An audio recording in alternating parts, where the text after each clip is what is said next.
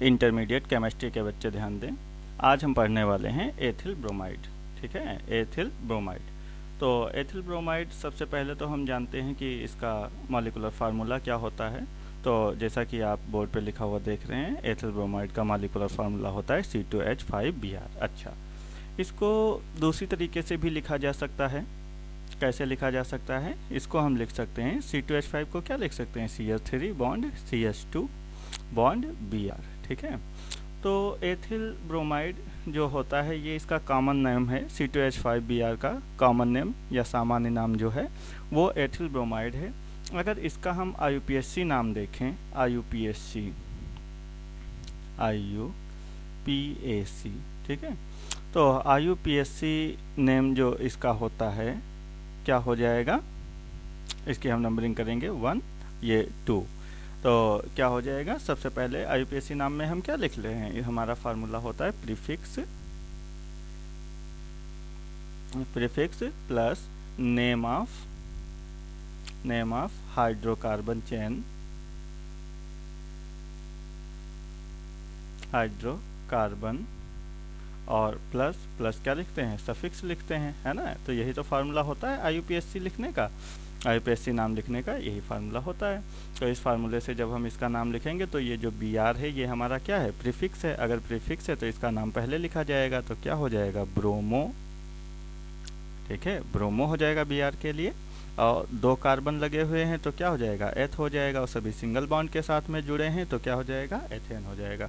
तो ये इसका IUPAC नाम होता है ब्रोमो एथेन। अच्छा, ये भी क्या है, ये एक प्रकार का हेलो कंपाउंड है, ये एक प्रकार का एल्किल हैलाइड या हेलो कंपाउंड है। क्या है, एल्किल हैलाइड है। एल्किल हैलाइड के बारे में ही हम पढ़ ही रहे हैं। ठीक है, तो ये एक प्रकार का क्या होता है, एल्किल हैलाइड होता है। कौन, एथिल ब्रोमाइड। तो आज इसी के बारे में हमको पढ़ना है कि आखिर ये एथिल ब्रोमाइड कैसे बनाया जाता है, इसके भौतिक गुण क्या हैं, इसके रासायनिक गुण क्या हैं, और इसका उपयोग या यूजेस क्या क्या होते हैं। ठीक है, तो आइए हम देखते हैं सबसे पहले इसके निर्माण की प्रोसेस। ठीक है, तो किसी भी कंपाउंड को बनाने के लिए 3 प्रकार की विधियों का हम वर्णन करते हैं। थर्ड मेथड मतलब 3 मेथड्स होते हैं किसी भी कंपाउंड के फॉर्मेशन की। तो सबसे पहला मेथड जो होता है ये तो इसको हम कहते हैं कॉमन मेथड। इसको क्या कहते हैं, कॉमन मेथड। ठीक है, कॉमन मेथड या सामान्य विधि। किसी भी कंपाउंड को बनाने की एक तो ये सबसे सामान्य विधि होती है जिसको हम कॉमन मेथड या सामान्य विधि कहते हैं। दूसरी आप जानते हैं, दूसरी कौन सी होती है, लेबोरेटरी मेथड होता है। लेबोरेटरी मेथड होता है ना, या प्रयोगशाला विधि जिसको कहते हैं, लेबोरेटरी मेथड, जिसको हम क्या कहते हैं, प्रयोगशाला विधि कहते हैं, प्रयोगशाला विधि। ठीक है, और तीसरी हमारी होती है जिसको हम कहते हैं इंडस्ट्रियल प्रोसेस। जैसे कि आप जानते हो, अगर किसी भी चीज़ को मार्केट में बेचने के लिए अगर हमको बनाना है तो हमको बहुत सारी मात्रा में उसको बनाना पड़ेगा। अगर किसी भी कंपाउंड को, प्रोडक्ट को मार्केट में उतारना होता है तो हमको उसको ज़्यादा मात्रा में बनाना पड़ता है, और ज़्यादा मात्रा में बनाने के लिए जो विधि यूज की जाती हैं उनको हम इंडस्ट्रियल मेथड कहते हैं या इंडस्ट्रियल प्रोसेस कहते हैं, औद्योगिक विधि। क्या कहते हैं इनको, औद्योगिक विधि कहते हैं।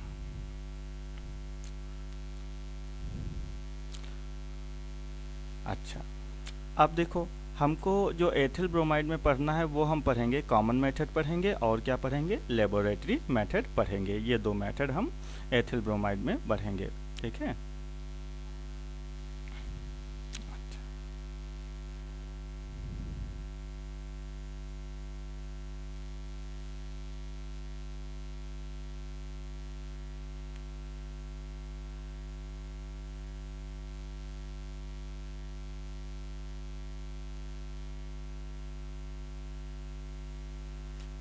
तो सब अब हम पढ़ने जा रहे हैं formation of ethyl bromide. Formation of ethyl bromide, ethyl bromide बनाने की विधियां या एथिल ब्रोमाइड का निर्माण।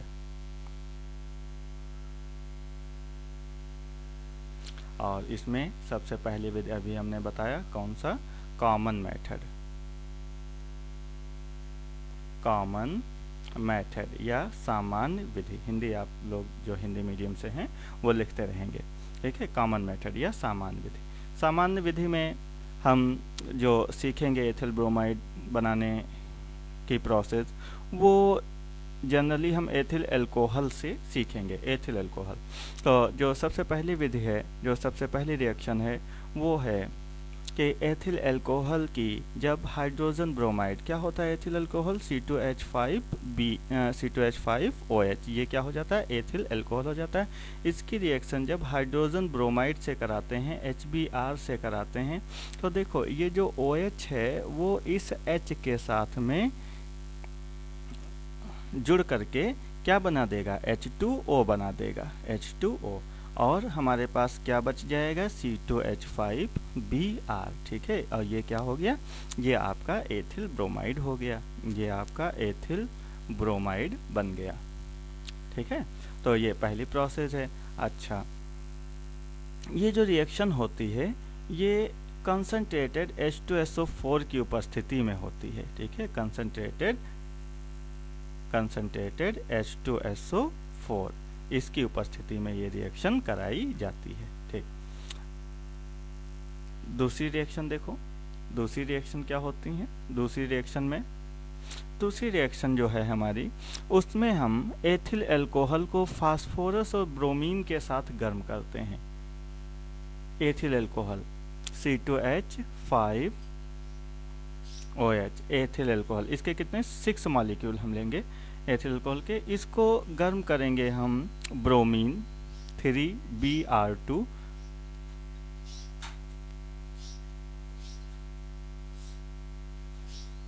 और रेड फास्फोरस मतलब 2P, फास्फोरस के 2 मॉलिक्यूल या 2 मोल।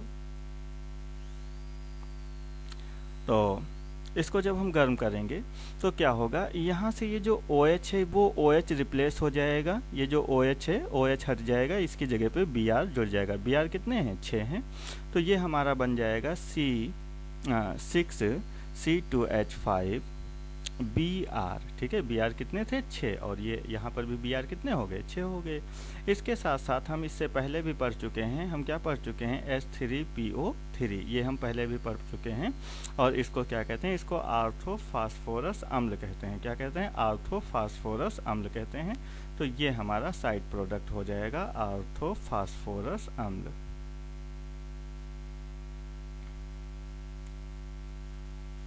आर्थोफास्फोरस एसिड, ये हमारा साइड प्रोडक्ट हो जाएगा। और मेन प्रोडक्ट हमारा क्या हो जाएगा, मेन प्रोडक्ट हमारा हो जाएगा एथिल ब्रोमाइड, ठीक है। अच्छा, अगली रिएक्शन देखते हैं, अगला मेथड। तो इसमें हम क्या करते हैं, इसमें हम,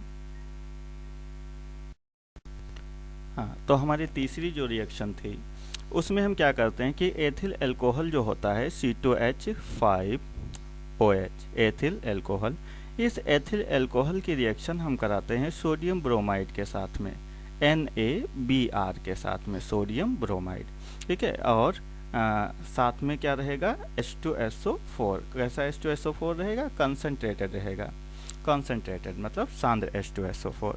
तो जब हम इसकी रिएक्शन कराएंगे तो देखो हमारे पास क्या बनेगा, हमारे पास ये जो Br है NaBr में जो ये Br है ब्रोमाइड, वो C2H5 के साथ में आ जाएगा। तो ये हमारा बन जाएगा C2H5Br बन जाएगा।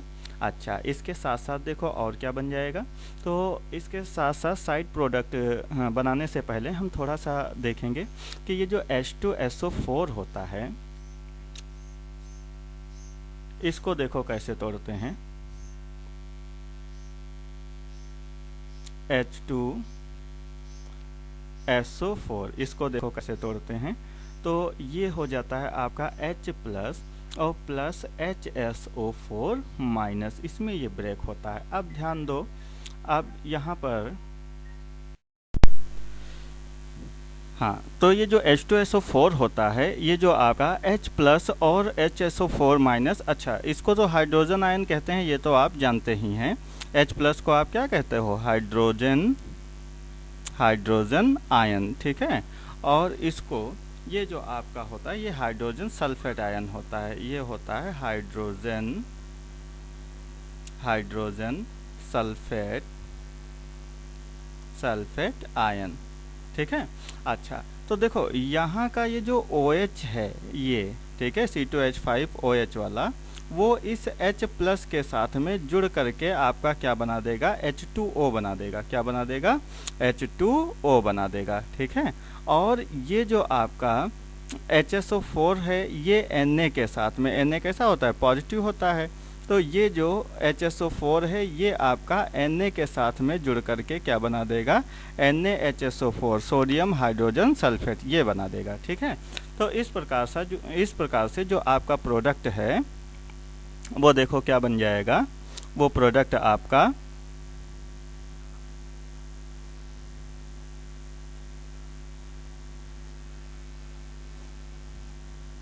तो ये प्रोडक्ट आपका बन जाएगा यहाँ पर बन जाएगा NaHSO4 NaHSO4 और इसके साथ साथ आपका क्या बन जाएगा? H2O बन जाएगा, ठीक है।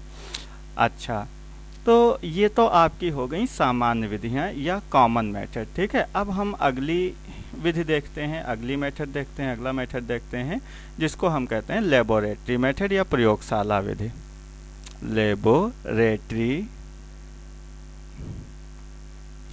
Laboratory method to form ethyl bromide बनाने की प्रयोगशाला विधि। तो देखो प्रयोगशाला में क्या होता है। प्रयोगशाला में एक आपका डिस्टिल्ड फ्लास्क होता है। क्या होता है? डिस्टिल्ड फ्लास्क होता है। और उस डिस्टिल्ड फ्लास्क में हम लेते हैं C2H5OH एथिल एल्कोहल लेते हैं। उसी में हम KBr को मिक्स कर देते हैं, पोटेशियम ब्रोमाइड, और उसी में हम सांद्र H2SO4 लेते हैं, ठीक है। Concentrated H2SO4, सांद्र H2SO4। अच्छा, तो जब इनकी रिएक्शन होती है, तो रिएक्शन होने पर हमारे पास जो प्रोडक्ट बन के आता है वो C2H5Br, ठीक है। अच्छा, और जैसे अभी हमने NaHSO4 बनाया था, ऐसे ही यहाँ Na की जगह क्या है? K है।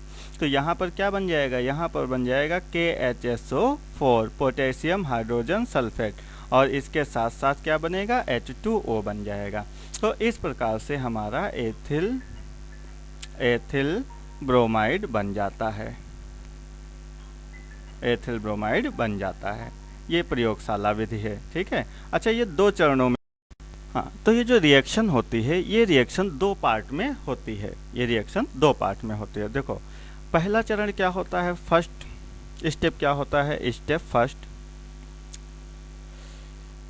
स्टेप फर्स्ट में जो आपका KBr होता है, पोटेशियम ब्रोमाइड, KBr, ये रिएक्शन करता है H2SO4 के साथ में। और जब H2SO4 के साथ में रिएक्शन करेगा, तो आप जानते हो क्या बनेगा? KHSO4, पोटेशियम हाइड्रोजन सल्फेट बन जाता है, और साथ में HBr, हाइड्रोजन ब्रोमाइड। ये HBr जो होता है, ये दूसरे स्टेप में, स्टेप स्टेप 2 में ये जो HBr जो आपका बनता है, ये रिएक्शन करता है C2H5OH के साथ, C2H5OH के साथ में। तो आप जानते हो ये OH और यहाँ से ये H, ये क्या बना देगा? H2O बना देगा, ठीक है। तो ये आपका बन जाता है H2O, और आपका क्या बचता है? C2H5Br, ठीक है। तो इस प्रकार से ये हमारे पास एथिल ब्रोमाइड बन जाता है, और ये एथिल ब्रोमाइड बनाने की प्रयोगशाला विधि है। एथिल ब्रोमाइड, ठीक है, एथिल ब्रोमाइड बनाने की ये प्रयोगशाला विधि है, ठीक है। अब हम देख लेते हैं इसका जो ऑपरेटस होता है, जो उपकरण होता है, वो किस प्रकार से एडजस्ट किया जाता है। तो ये आपका रहा एथिल ब्रोमाइड बनाने की प्रयोगशाला विधि का ऑपरेटर्स। ठीक, तो इसमें ये जो आप देख रहे हैं यहाँ से लगा करके और ये, ठीक है, इसी को आप डिस्टिल्ड फ्लास्क कहते हैं। क्या कहते हैं इसको? डिस्टिल्ड फ्लास्क कहते हैं। अच्छा, ये जो इतना पार्ट है ये कार्क होती है, ये कार्क लगी होती है रबड़ की, और इसी रबड़ की कार्क में ये नली लगी होती है। ठीक है, तो ये देखो ये आपका क्या हो गया? ये आपका हो गया डिस्टिल्ड फ्लास्क हो गया। अच्छा, इसको गर्म करते हैं। ये जो आपका होता है ये सैंड बाथ होता है, बालू उस्मक। बालू उस्मक इसको क्या कहते हैं? इसको कहते हैं सैंड बाथ, इसको सैंड बाथ कहते हैं। ठीक है, तो ये बालू उस्मक होता है। बालू उस्मक की खासियत ये होती है, आप जानते हैं कि बालू क्या होता है? बालू बहुत जल्दी गर्म हो जाती है। जब बालू को गर्म करते हैं तो बहुत जल्दी गर्म हो जाती है, और जैसे ही हम आग बुझा देते हैं तो ये तुरंत ठंडी भी हो जाती है, तो ये जल्दी ठंडी भी हो जाती है। तो ये बालू उस्मक का काम होता है। अच्छा, इसको जो गर्म करते हैं ये क्या है? ये आपका बर्नर है, इस बर्नर की सहायता से इसको गर्म करते हैं। इसी फ्लास्क में देखो आपका क्या होता है? एथिल अल्कोहल होता है, H2SO4 होता है, और क्या लिया जाता है? KBr पोटेशियम ब्रोमाइड लिया जाता है। जब इसको गर्म करते हैं तो गर्म करने पर एथिल ब्रोमाइड की वाष्प बनती है, जो कि ये नली में होती हुई आगे बढ़ती है। अच्छा, जब आगे ये बढ़ती है तो यहाँ पर ये हमारा लगा हुआ है कंडेंसेशन, ये इसको कहते हैं कंडेंसेशन या संघनित्र कहते हैं। संघनित्र का क्या कार्य होता है कि इसमें ये जो वाटर होता है, जब जल इसमें प्रवाहित करते हैं, इसमें यहाँ से जल डालेंगे, देखो यहाँ से जल डालेंगे और यहाँ से ये जल बाहर निकल जाता है। तो ये काम क्या करता है? ये कोल्ड वाटर होता है, तो ये क्या करता है? ये जो यहाँ से वेपर आ रही होती है, इस वेपर को ये ठंडा कर देता है। आप जानते हैं कि जैसे ही वेपर ठंडी हो जाती है तो कंडेंसेशन के द्वारा ये जो वेपर है ये किस में बदल जाती है? लिक्विड में बदल जाती है। तो इस प्रकार से ये लिक्विड स्टेट में बदल जाता है एथिल ब्रोमाइड, और ये इनके पास जो बीकर है, इस बीकर में आकर के नीचे यहाँ तली में क्या होता है? बैठ जाता है। अच्छा, ये जो वाटर होता है ये देखो यहाँ लिखा है ठंडा जल, मतलब कोल्ड वाटर होता है। कैसा होता है? कोल्ड वाटर होता है, क्योंकि आप जानते हैं कि ये एक वोलेटाइल लिक्विड होता है। अगर थोड़ा सा भी टेम्परेचर ये पा जाएगा तो क्या हो जाएगा? ये 38 इसका जो टेम्परेचर बॉइलिंग पॉइंट होता है 38.5 होता है, मतलब इतने टेम्परेचर पर ये वेपर स्टेट में चला जाएगा एथिल ब्रोमाइड। तो इसलिए यहाँ पर क्या करते हैं, जो वाटर होता है वो कोल्ड वाटर लिया जाता है। अच्छा, तो क्या जब यहाँ पर एथिल ब्रोमाइड, क्या एथिल ब्रोमाइड ही बनेगा, क्या कुछ और नहीं बनेगा? तो आप जानते हैं कि इसके साथ में कुछ अशुद्धियाँ भी रहती हैं, इसलिए ये जो आपका एथिल ब्रोमाइड होता है ये बिल्कुल 100% प्योर नहीं होता है। इसमें कुछ इम्प्योरिटीज़ भी होती हैं, जिसको डिफरेंट रिएक्शंस के द्वारा इम्प्योरिटीज़ को हटा दिया जाता है, रिमूव कर दिया जाता है, और इस प्रकार हमारे पास जो एथिल ब्रोमाइड आता है वो प्योर एथिल ब्रोमाइड या शुद्ध एथिल ब्रोमाइड प्राप्त होता है। तो उम्मीद है आपको लेबोरेटरी मेथड समझ में आ गया होगा कि लेबोरेटरी में कैसे बनाया जाता है एथिल ब्रोमाइड। अच्छा, तो अब हम चलते हैं अगले टॉपिक की तरफ, और ये हमारा अगला टॉपिक जो है ये है physical properties of ethyl bromide. Physical properties of ethyl bromide. आज हम एथिल ब्रोमाइड को फिनिश करने वाले हैं, तो थोड़ा सा ये जो वीडियो है लंबा हो जाएगा, लेकिन इसमें आपका एथिल ब्रोमाइड समाप्त हो जाएगा। तो physical properties of ethyl bromide. Physical properties of ethyl bromide.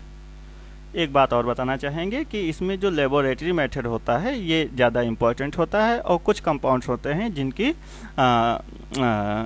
Industrial method जो होता है वो ज़्यादा इम्पोर्टेंट होता है। तो यहाँ पर लेबोरेटरी मेथड ज़्यादा इम्पोर्टेंट है, आप लोग लेबोरेटरी मेथड को अच्छे तरीके से याद कर लेंगे।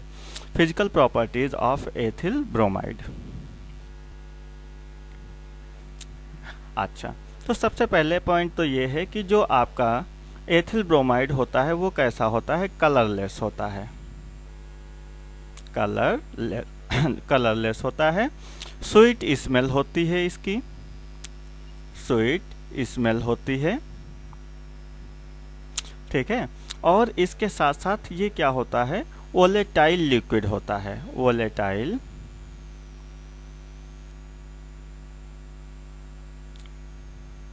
वोलेटाइल लिक्विड होता है। कहने का मतलब ये है कि ये रंगहीन होता है, ठीक है, मीठी दुर्गंध होती है इसकी,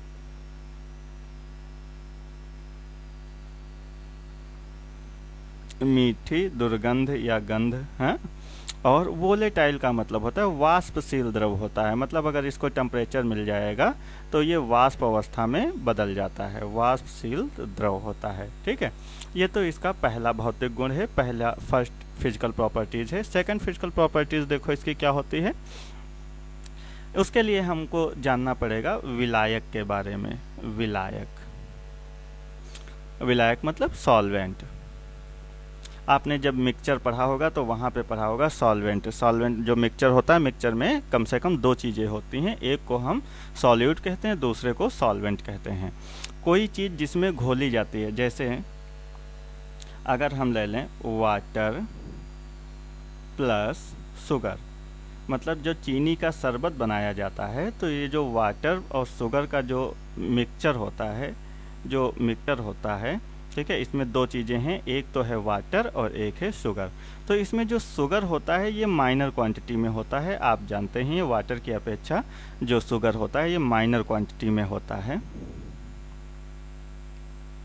ठीक है, और ये जो वाटर होता है ये मेजर क्वांटिटी में होता है, मेजर क्वांटिटी में होता है। अच्छा, आप देखो तो ये जो मेजर क्वांटिटी में होता है इसी को हम कह देते हैं सॉल्वेंट या विलायक, सॉल्वेंट,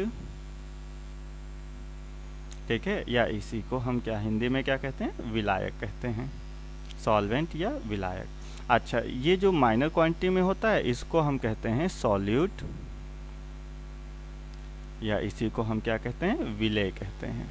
ठीक, तो ये जो विलायक होते हैं, ये जो आपके सॉल्वेंट होते हैं, ये दो प्रकार के होते हैं, ये दो प्रकार के होते हैं। एक तो होते हैं कार्बनिक विलायक, कार्बनिक विलायक। कार्बनिक विलायक का मतलब है ऑर्गेनिक सॉल्वेंट,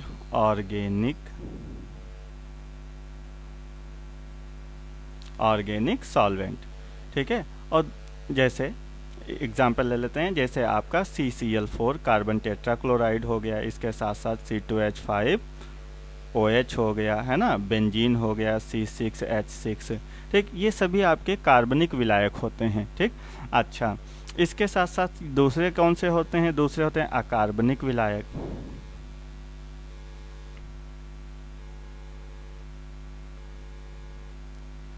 ठीक है, या इनऑर्गेनिक सॉल्वेंट।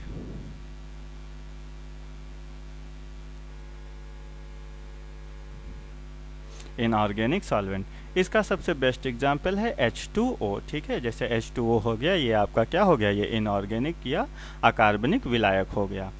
अच्छा, तो ये जो आपका जो एथिल ब्रोमाइड होता है C2H5Br, ये जो एथिल ब्रोमाइड होता है ये ऑर्गेनिक विलायक में तो विलेय होता है, ठीक, लेकिन जो इनऑर्गेनिक विलायक होते हैं C2H5OH, ये इसमें विलेय नहीं होता है। कहने का मतलब ये है कि अगर आप एथिल ब्रोमाइड को, यहाँ पे गलती से OH लिख गया है, ये Br होगा, यहाँ पर जो एथिल ब्रोमाइड होगा अगर उसको किसी हम कार्बनिक विलायक में घोलेंगे तो वो आसानी से मिक्स हो जाएगा, घुल जाएगा।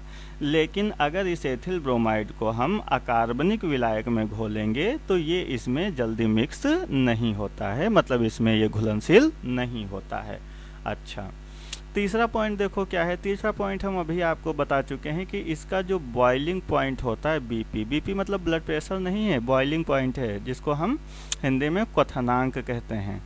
जिस पर कोई लिक्विड बॉयल होता है जिस टेम्परेचर पे, वही टेम्परेचर बॉइलिंग पॉइंट कहलाता है। तो इसका जो बॉइलिंग पॉइंट होता है वो 38.5 डिग्री सेल्सियस होता है। तो ये तो आपके थे भौतिक गुण या फिजिकल प्रॉपर्टीज जिनको आप याद रखेंगे। अब हम आगे बढ़ते हैं और हम चलते हैं इसकी केमिकल प्रॉपर्टीज पर। ठीक है, तो केमिकल प्रॉपर्टीज देखते हैं। Chemical properties of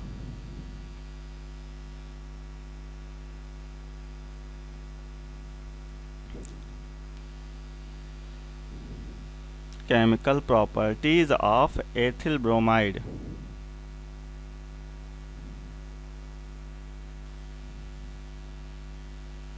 chemical properties of ethyl bromide. ठीक, इसमें कुछ महत्वपूर्ण रिएक्शन जो हैं उनके बारे में हम चर्चा करेंगे कि एथिल ब्रोमाइड जब किसी दूसरे कंपाउंड के साथ में रिएक्शन करता है तो क्या बनाता है। तो सबसे पहली रिएक्शन तो है एथिल ब्रोमाइड किसके साथ रिएक्शन करता है, ये रिएक्शन करता है सोडियम एथॉक्साइड के साथ। सोडियम एथॉक्साइड का फार्मूला होता है NaOC2H5, ये होता है सोडियम एथॉक्साइड का फार्मूला। तो इसमें जो Br है वो सोडियम के साथ में जुड़ जाएगा और NaBr बना देगा, और जो दूसरा मेन प्रोडक्ट होगा वो होगा C2H5OC2H5 और प्लस ये हो जाएगा NaBr मतलब सोडियम ब्रोमाइड। ये जो C2H5OC2H5 है इसको डाई एथिल ईथर कहते हैं, ये होता है डाई एथिल ईथर। बहुत ही इंपॉर्टेंट कंपाउंड है, आगे भी इसके बारे में हम पढ़ेंगे। ठीक है, तो इसको याद रखना, डाई एथिल ईथर। और जब हम वहाँ पे ईथर बनाने की विधि का वर्णन करेंगे तो वहाँ पर भी हमको ये रिएक्शन लिखनी पड़ेगी। तो ये रिएक्शन वहाँ के लिए भी इम्पॉर्टेंट है और यहाँ के लिए भी इम्पॉर्टेंट है, तो इसको याद रखना। डाई एथिल ईथर, तो ये ईथर क्या होते हैं, ईथर के बारे में हम थोड़ा सा जान लेते हैं। जो आपका आपने सुना होगा क्लोरोफॉर्म के बारे में सुना होगा, आपने अक्सर मूवियों में देखा होगा एक रुमाल पर लिक्विड डालते हुए उसको सुंघाते हुए, जिसके कारण जो आदमी या इंसान होता है वो बेहोश हो जाता है। तो इसको निश्चेतक बोलते हैं, एनेस्थीसिया बोलते हैं। ठीक है, तो इसके लिए क्या करते हैं, क्लोरोफॉर्म का उपयोग किया जाता था पहले, लेकिन अब जो होता है इसको बेहोशी करने के लिए जो डॉक्टर लोग होते हैं जब जानते हैं किसी का ऑपरेशन वगैरह करना होता है तो उसको बेहोश किया जाता है। ठीक है, तो उसके लिए क्या करते हैं कि यही ईथर का प्रयोग किया जाता है उसको बेहोश करने के लिए। तो ये याद रखने, ये मेडिकल में इसका यूज होता है। तो ये डाई एथिल ईथर। अच्छा, इस प्रोसेस को क्या कहते हैं, इसको कहते हैं विलियमसन ईथर सिंथेसिस प्रोसेस कहते हैं, याद रखना। This process to form ether is known as Williamson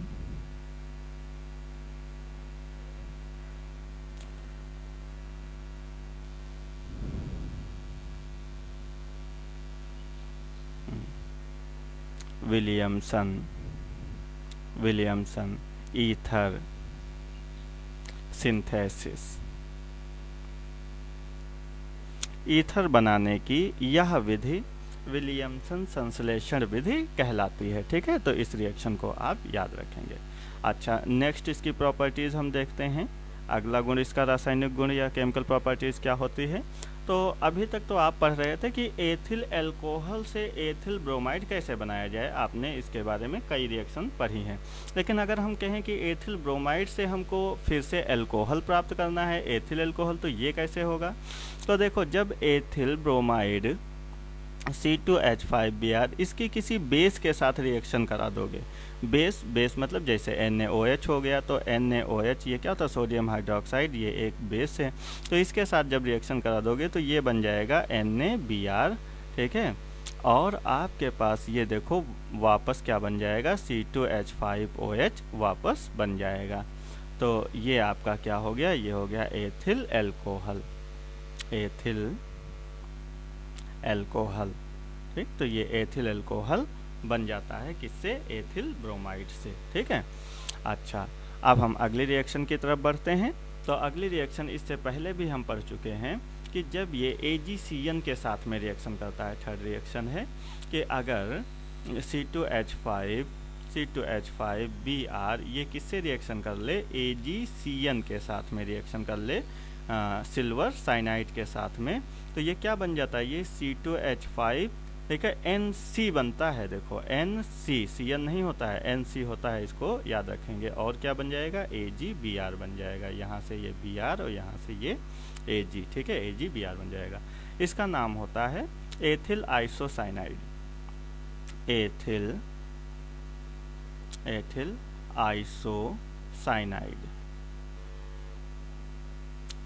isocyanide. ठीक है, तो ये बन जाता है। अच्छा, वहीं पर अगर AgCN ना लेकर के हम KCN ले लें, अगली रिएक्शन देखो, हम ले लें C2H5 Br और प्लस इसके पोटेशियम साइनाइड के साथ में रिएक्शन कराएं KCN के साथ में, तो अब देखो अब ये अब उल्टा नहीं होगा इसका विन्यास, मतलब ये C2H5Cn ही रहेगा, C2H5Cn और प्लस आपका क्या हो जाएगा KBr बन जाएगा।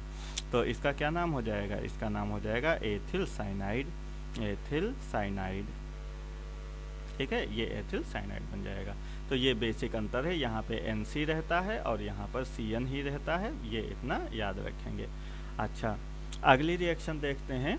अगली रिएक्शन क्या है आपकी, तो अगर हम इसकी रिएक्शन बेंजीन के साथ करा दें या किसी एरोमेटिक कंपाउंड के साथ में रिएक्शन करा दें, ठीक है, ये प्लस C2H5 Br C2H5Br ये रिएक्शन करा दें, तो आप जानते हो कि ये जो बेंजीन है इसमें क्या होता है, बेंजीन का फार्मूला होता है C6H6, मतलब ये जो 6 कॉर्नर वाली पोजीशन दिख रही हैं इनके पास ये C हो, यहाँ पर क्या है C है और इससे ये क्या जुड़ा हुआ है, H जुड़ा हुआ है, तो हर एक पोजीशन से ये H जुड़ा होता है। तो ये जो H है वो किसके साथ, वो इस Br के साथ में बाहर निकल जाएगा, किसी भी पोजीशन का H, तो ये आपका, और उसकी जगह पे क्या जुड़ जाएगा, उसकी जगह पे जुड़ जाएगा C2H5, तो ये यहाँ पर क्या जुड़ जाएगा C2H5 जुड़ जाएगा और ये आपका HBr क्या हो गया, बाहर हो गया। अच्छा, इस ये जो रिएक्शन होती है ये एनहाइड्रस मतलब निर्जल AlCl3 की उपस्थिति में होती है, aluminium trichloride. This reaction is known as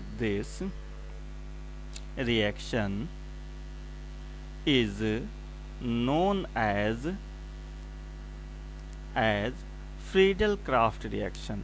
This reaction is known as Friedel-Crafts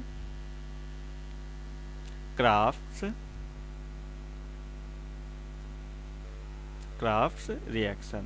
यह अभिक्रिया फ्रीडेल-क्राफ्ट अभिक्रिया कहलाती है। ठीक है, रिएक्शन, तो यह अभिक्रिया फ्रीडेल-क्राफ्ट अभिक्रिया कहलाती है। तो याद रखेंगे ये नेमिंग रिएक्शन है और ये बहुत ही एग्जाम में पूछी जाती है। ठीक है, तो ये एक नेमिंग रिएक्शन है। अच्छा, तो ये तो आपके थे कुछ महत्वपूर्ण केमिकल प्रॉपर्टीज। अच्छा, एक रिएक्शन और हम देख लेते हैं। ठीक है, एक रिएक्शन और है, पहले भी पढ़ चुके हैं लेकिन यहाँ पर भी चलो उसको पढ़ लेते हैं।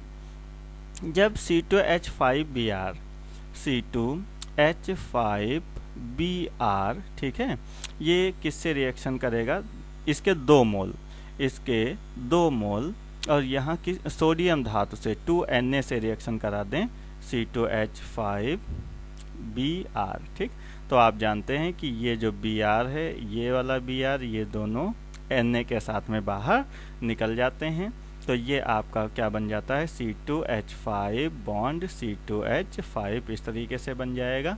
ठीक है, और साथ में क्या बन जाएगा, 2NaBr बन जाएगा। ये एक एल्केन श्रेणी का सदस्य है जिसका नाम क्या है,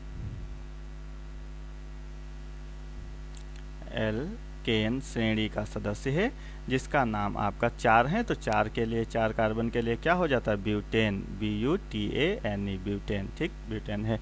अच्छा, ये रिएक्शन क्या कहलाती है, तो हमने आपको बताया था कि ये रिएक्शन उर्स रिएक्शन या उर्स अभिक्रिया कहलाती है। ठीक है, this reaction is known as Wurtz reaction, यह अभिक्रिया उर्स अभिक्रिया कहलाती है। ठीक है, तो ये तो कुछ रासायनिक गुण थे, इसके केमिकल प्रॉपर्टीज थी।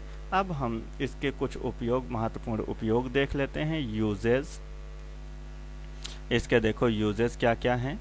ठीक है, तो इसके यूजेस देख लेते हैं। तो देखो, सबसे पहला तो it is used in medicine, in manufacturing,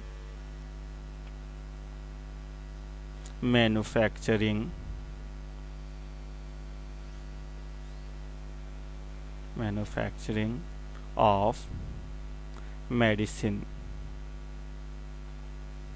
ठीक, तो कई प्रकार की दवाओं के निर्माण में भी इसका उपयोग किया जाता है।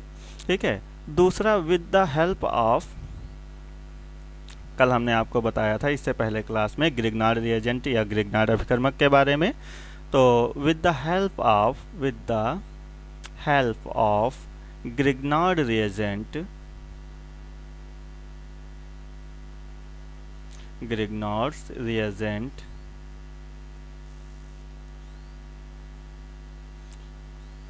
it is used in many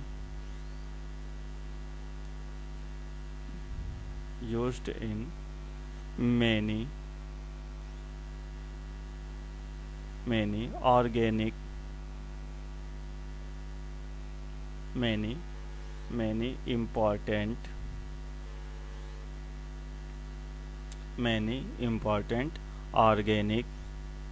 organic compound synthesis। तो ग्रिग्नार्ड अभिकर्मक के उपयोग के द्वारा इसका उपयोग विभिन्न प्रकार के उपयोगी कार्बनिक यौगिकों के निर्माण में किया जाता है। ठीक है। अच्छा, तीसरा क्या इसका उपयोग है? तो आप जानते हैं एक होता है TEL,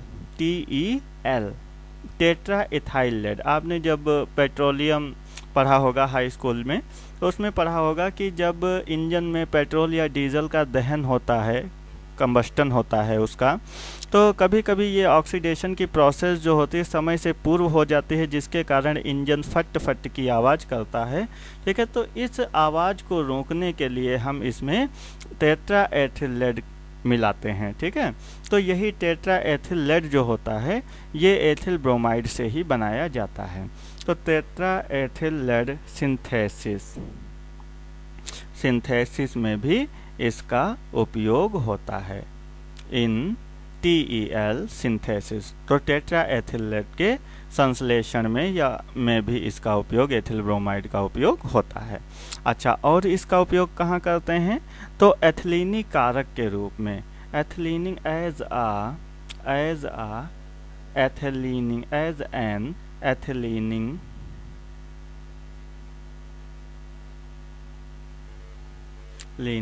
एजेंट। मतलब अगर किसी कंपाउंड में कोई यौगिक है और उसमें C2H5 ग्रुप को ऐड कराना हो, तो वहाँ पर भी क्या करते हैं, C2H5Br से रिएक्शन करा देते हैं, और जिसके कारण ये C2H5 ग्रुप उसमें ऐड हो जाता है, जैसे कि अभी आपने देखा था फ्रीडल क्राफ्ट अभिक्रिया में। ठीक। तो ये तो इसके कुछ महत्वपूर्ण उपयोग थे। उम्मीद है कि आज की क्लास आपको समझ में आई होगी।